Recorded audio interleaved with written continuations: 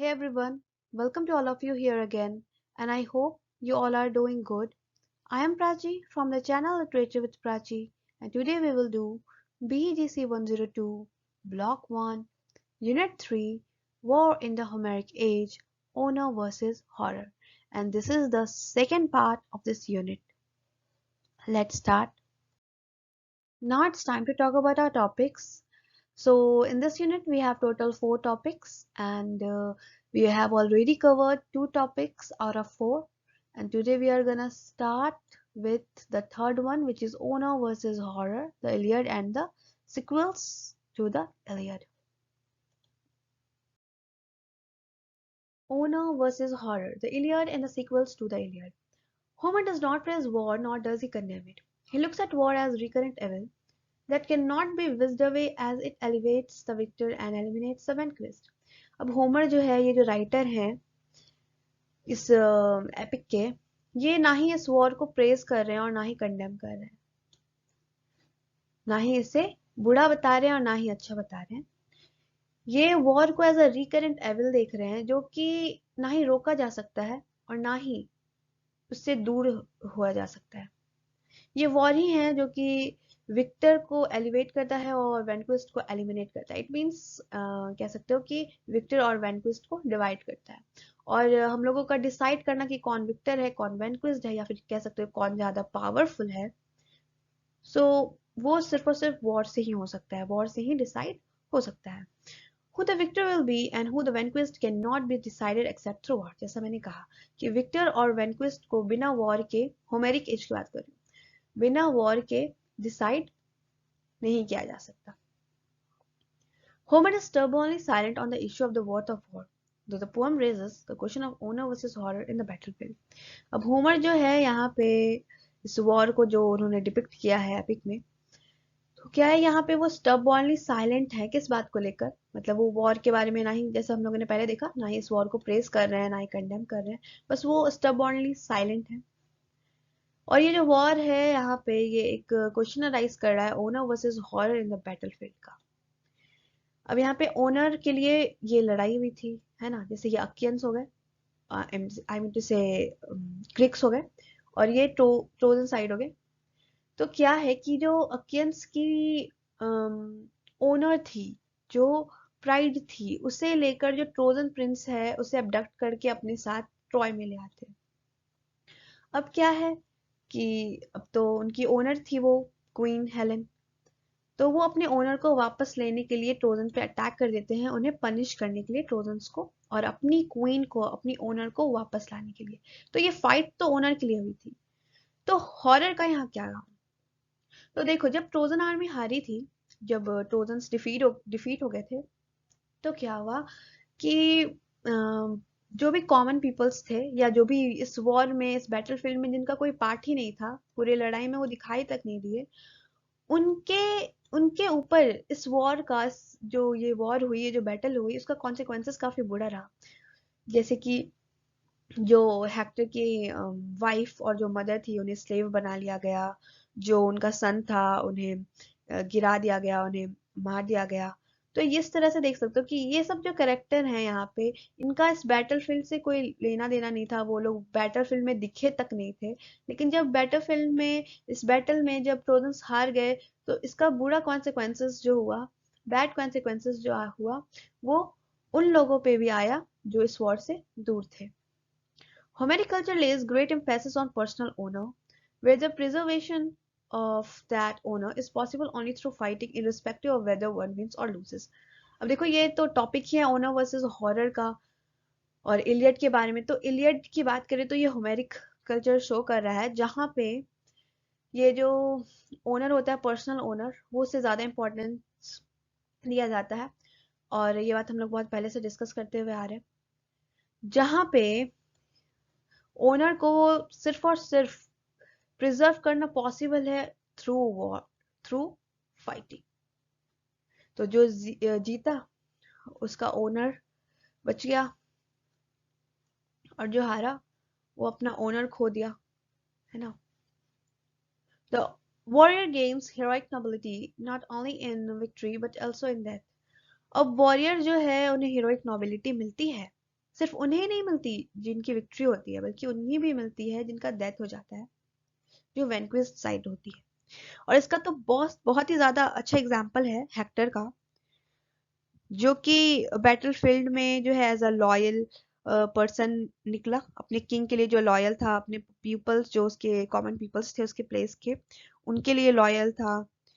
अब लॉयल कैसे कह सकते हैं, क्योंकि वो अपने पेरिस, जो उसके पेरिस ने जो ये एक्ट किया था, वो काफी उसे मतलब पसंद नहीं आया था ये एक्ट, वो उसके अगेंस्ट था। बट फिर भी वो फाइट करने जाता है बैटलफील्ड में विलिंगनेस के साथ। और वो जानता है इस बात को दैट कि हो सकता है कि वो इस वॉर में हार जाए, क्योंकि अक्लीज सामने था। तो फिर वो जानता था और सोच रहा था जैसे ये कि वो जो है इस बैटल में हार सकता है, बट फिर भी वो वॉर पे जाता है। ये वॉर करने का, ये फाइट करने का डिसाइड क्यों करता है, डिसाइड करता है और ये प्रे करता है दैट कि वन डे इसका जो सन है वो ट्रोजन का प्रिंस बनेगा और वो बेस्ट फाइटर बनेगा। वेल ऐसा कुछ होता नहीं है, उसे मार दिया जाता है। वेल तो हाँ, मैं कहा थी, तो जो प्रिंस है, जो हेक्टर का सन है, वो एक अच्छा किंग बनेगा आगे जाकर, ये सोचता है। एक अच्छा प्रिंस बनेगा जो कि एक बहुत ही ज्यादा बेस्ट फाइटर होगा और अपने फादर से काफी अच्छा होगा। तो ये चीज हो सकती है, आप देख रहे हो यहाँ पे कि हेक्टर काफी अच्छा एग्जाम्पल है इस चीज का। और अब देखते हैं आगे क्या होता है। The outcomes of the defeat of the trojans. अब देखो जब वॉर खत्म हो जाती है तो ट्रोजन साइड जो है वो हार जाते हैं।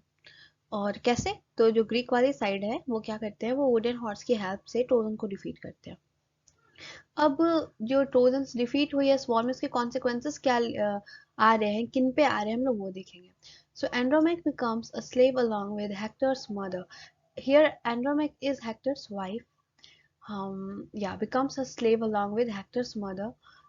After she is subjected to the horror of sea, Astyanax is the son of Hector, thrown down from the ramparts of Troy. अब देखो एंड्रोमैक और जो हेक्टर की मदर है और जो ये हेक्टर का सन है, इन तीनों को हम लोगों ने वॉर में कहीं नहीं देखा, वो बैटल फील्ड में कहीं नहीं देखा। और लास्ट में कॉन्सिक्वेंसेस जो हुए ट्रोजन आर्मी के हारने के बाद, डिफीट होने के बाद, वो इन पे भी आ रहे हैं। तो क्या होता है इनके साथ कि एंड्रोमेक जो है वो और जो हेक्टर की मदर है, दोनों को ही स्लेव बना लिया जाता है और जो हेक्टर का सन है उसे मार दिया जाता है। अब देखो क्या है कि ये सारे जो लोग हैं, जैसे मैंने बताया कि ये सब वॉर से काफी दूर थे, काफी फार थे, ये बैटल फील्ड के सीन में दिखाई तक नहीं दिए। तो ये कॉन्सिक्वेंसेस जो है वॉर के, ये इन पे भी बहुत बुरी तरह आए, जो कि बहुत ही बुरे कॉन्सिक्वेंसेस थे। अब ये वॉर जो है वो ओनर के लिए हुआ था, बट ये इन लोगों के लिए तो हॉरर ही हो गया ना। Excuse me. In a subtle way, Homer shows how war disturbs the peacetime occupation of men and women who live far removed from the battle scene.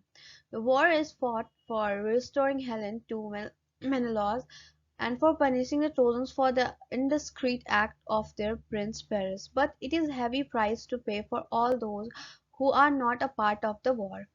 अब होमर जो है, जो राइटर है, वो एक सब्टल वे में जो है इस वॉर के बारे में बता रहे हैं कि किस तरह से ये जो वॉर है वो मेन या वुमेन या ह्यूमन के, जो कि बैटल फील्ड में दिखाई नहीं दिए हैं, जिनका बैटल से कोई भी रिलेशन नहीं है, वो उस बैटल फील्ड में थे ही नहीं, काफी दूर थे उससे, उस बैटल से, उनके लाइफ में उसके उनके जो पीस टाइम चल रही होती है उसे किस तरह से डिस्टर्ब करता है ये वॉर।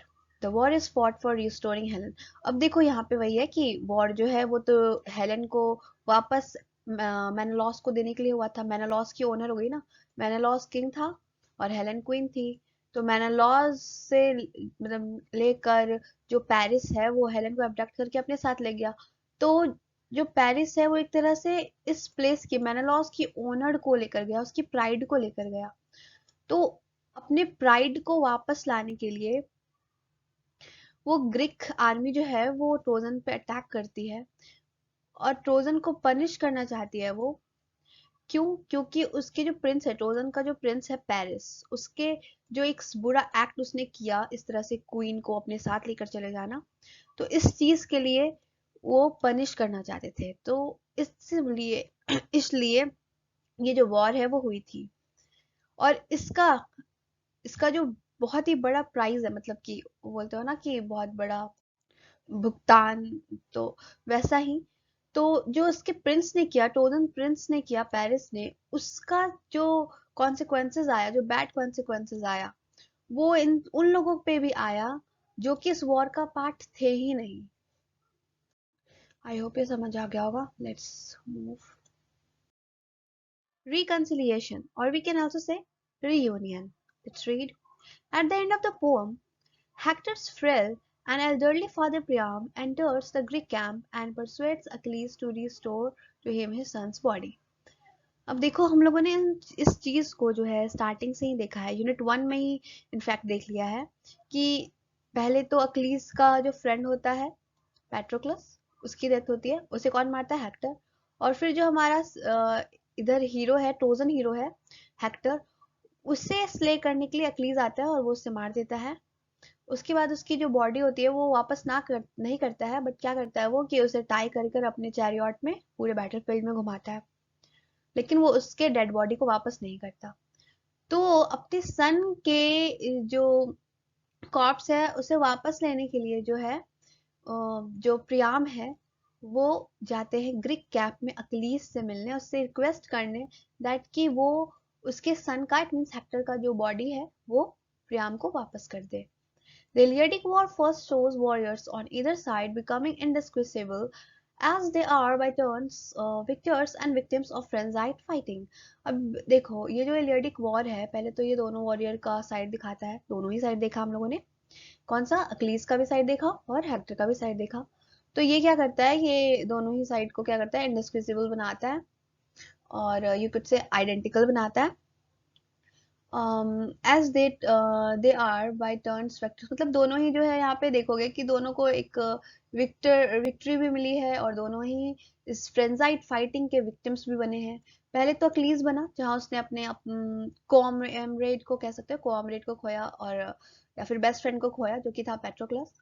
और दूसरी साइड जो प्रियाम है, उन्होंने अपने सन को खोया, और दोनों ने ही जो ग्रीफ है, सेम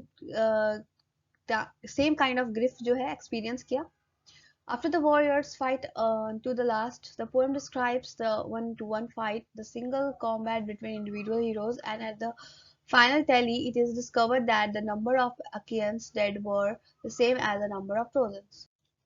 अब देखो, वॉरियर्स के फाइट, मतलब जो वॉरियर्स है, बहुत सारे जो वॉरियर्स हैं उनके बीच फाइट होती है, और फिर लास्ट में जो पोयम है वो लास्ट में ले जाकर जो मेन, जो हमारे सिंगल कॉम्बैट है ना, उनके बीच की फाइट दिखाती है, 1-to-1 फाइट दिखाती है ये पोयम, दो हीरोज के बीच में, दो इंडिविजुअल हीरोज के बीच में।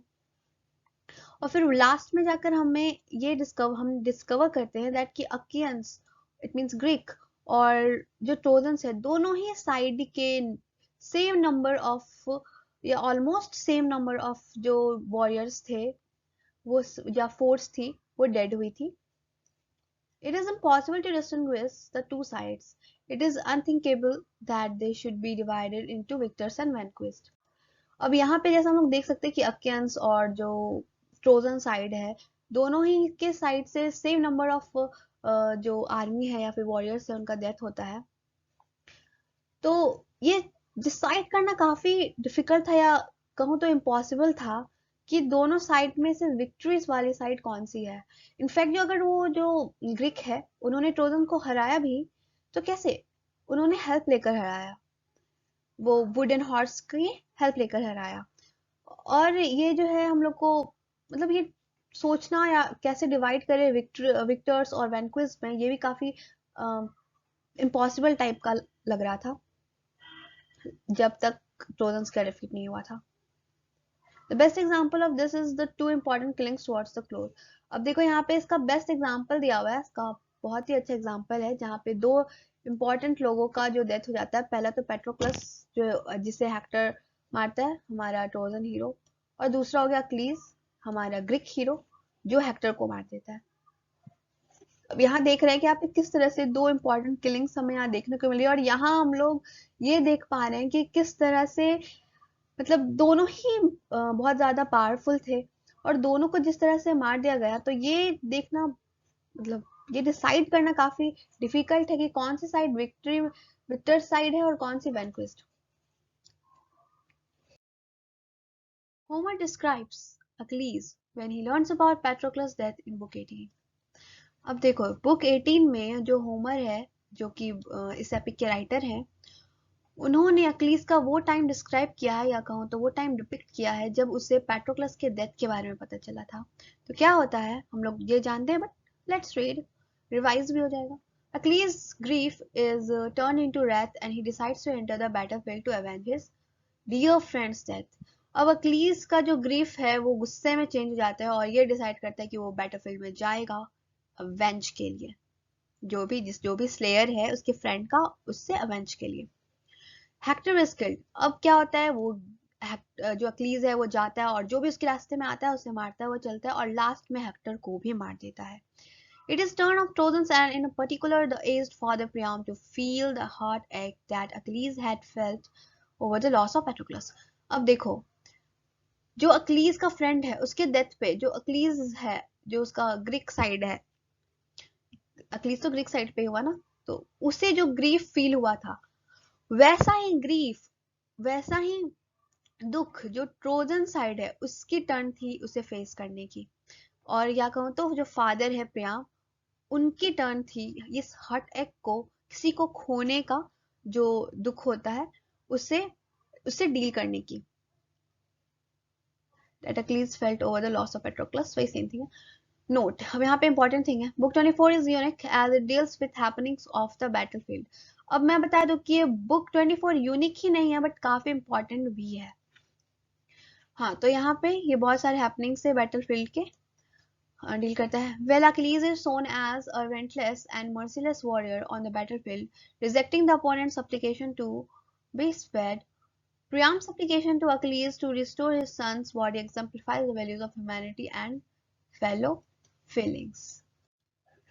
जो अक्लीज है उसे हम लोगों ने बैटल फील्ड में एज अ रिलेंटलेस और मर्सीलेस वॉरियर की तरह देखा है, जो कि अपने अपोनेंट की सप्लिकेशंस को जो है, जो मतलब वो लोग जो बोलते हैं कि मुझे छोड़ दो, तो वो उसे नहीं छोड़ता, उसे मार देता है। वहीं हम लोग यहाँ पे अक्लीज का दूसरा साइड देखते हैं, जो कि प्रियाम जो है अपने सन की जो बॉडी है उसे रिस्टोर करने के लिए अक्लीज के पास जाते हैं, उससे रिक्वेस्ट करते हैं, परसुएट करते हैं, और वो यहाँ पे मान जाता है। तो यहाँ पे ये जो चीज है, ये ह्यूमैनिटी और फेलो फीलिंग का जो वैल्यू है उसे एग्जाम्पलीफाई करता है। It is Priam the king who kneels before Achilles a warrior. Achilles sees the image of his own father in Priam. The two feel and experience a sense of common grief over human loss, and in that shared pain they come together. Achilles takes Priam's arm and honors him by inviting him to share a meal with him. Priam and Achilles recognize their essential identity with each other and with all other men. अब देखो, अब ये जो Priam है, जो Trojan king होते हैं, वो अक्लीज के सामने नील डाउन हो जाते हैं अपने सन के बॉडी के लिए, मतलब जो सन का जो उसका डेड बॉडी होता है हेक्टर का, उसे वापस से लेने के लिए, रिस्टोर करने के लिए वो अक्लीज के सामने क्या होते हैं, नील डाउन हो जाते हैं, अपने घुटनों पे आ जाते हैं। और अक्लीज भी जो है प्रियाम के अंदर जो है अपने फादर का इमेज देख रहा होता है। तो फिर जो अक्लीज के फादर का नेम है वो है पीलियस, तो वो उनको जो है प्रियाम में देखता है और फिर वो उनके लिए भी थोड़ा सिंपैथी फील करता है। The two feel and experience a sense of common grief. और यहाँ पे दोनों ही जो है सेम तरह का जो ग्रीफ है वो एक्सपीरियंस करते हैं, ह्यूमन लॉस का, मतलब कि उसके किसी अपने को खोने का। और यहाँ पे दोनों ही अपना जो पेन है, जो दर्द है, वो एक दूसरे के साथ शेयर करते हैं और साथ में आ जाते हैं। अक्लीज टेक्स प्रियाम्स आर्म, और अक्लीज भी जो है प्रियाम का जो फादर है हेक्टर के, उनका आर्म लेता है, उनके आर्म पे पकड़ता है और फिर उन्हें ओनर देता है, और उन्हें इतना ही नहीं इनवाइट भी करता है मील के लिए कि दोनों साथ में मील लेंगे। अब देखो, Priam and Achilles recognize their essential identity with each other और फिर वही कि अक्लीज और जो प्रियाम है दोनों ही अपना अपना मतलब वो लोग थोड़ा बात करते हैं, एक दूसरे को थोड़ा और जानते हैं इस तरह से। Let's see further.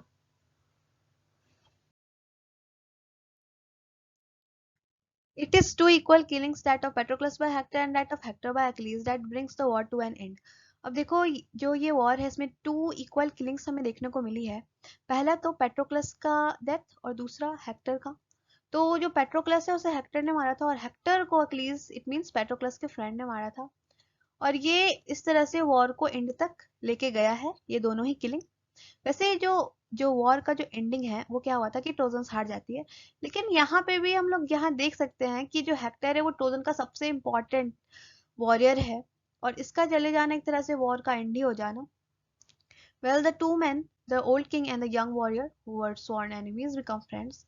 अब यहाँ पे हम लोगों ने आगे जाकर देखा या हम लोगों ने पिछले स्लाइड में भी जस्ट देखा और आगे स्टोरी में जब ये वॉर होता है इन दोनों इंपॉर्टेंट किलिंग्स के बाद जो सीन आता है जहाँ पे दो मैन एक ओल्ड किंग और दूसरे young warrior. Here old king is Priam, king Priam from Trojan of Trojan. और यंग वॉरियर जो है यहाँ पे अक्लीस को बोला जा रहा है जो कि ग्रीक साइड से था। तो ये दोनों क्या होते हैं एनिमीज होते हैं और फिर बाद में फ्रेंड्स बन जाते हैं और कैसे वो हम लोगों ने देखा है। The Iliad ends with the return of Hector's body to Troy and that signals a reconciliatory end of Iliadic war। अब देखो जो इलियड है वो हेक्टर की डेड बॉडी को वापस करने के साथ खत्म हो जाता है। इट मींस ये जो एपिक है वो खत्म हो जाता है जब ट्रॉय को हेक्टर की डेड बॉडी या फिर कहूँ तो कॉर्प्स जो है रिटर्न हो जाते हैं। और यहाँ पे हम लोग इसे as a signal of the reconciliatory देख सकते हैं। So guys, now this is the end of this class with this unit, and in our next class we will start unit 4 towards a political ethics, moral philosophy or cultural norms. So guys, if you find this video helpful for you, then hit like, comment, share, and the new viewers kindly subscribe this channel and don't forget to click the bell icon. Furthermore, you can join my Telegram channel. There you will get some notes and solved assignments as well as books in PDF forms and some notices from IGNU. And now you are also going to get some important questions with solutions. And for now, thanks for watching. Bye bye. Take care.